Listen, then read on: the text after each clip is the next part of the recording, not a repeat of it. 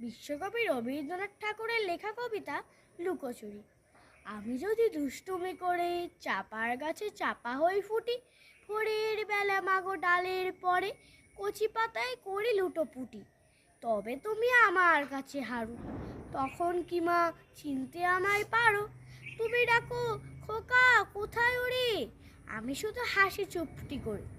যখন তুমি থাকবে যে কাজ নিয়ে, সবই আমি দেখবো নয়ন মেলে।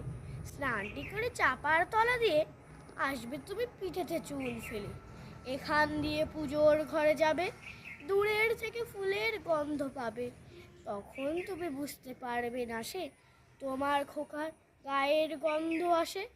দুপুর বেলা মহাভারত হাতে বসবি তুমি সবার খাওয়া হলে। গাছের ছায়া ঘরের জানালাতে পড়বে এসে তোমার পিঠে কোলে।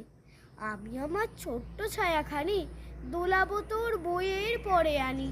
তখন তুমি বুঝতে পারবে না সে তোমার চোখে খোকার ছায়া ভাসে। সন্ধ্যাবেলা প্রদীপখানি জেলে যখন তুমি যাবে গোয়াল ঘরে, তখন আমি ফুলের খেলা খেলে টুপ করে মা পড়ব ভুয়ে ঝরে। আবার আমি তোমার খোকা হব, গল্প বলো তোমায় কি কব। তুমি বলবে দুষ্টু ছিলি কথা, আমি বলবো না সে কথা। নমস্কার।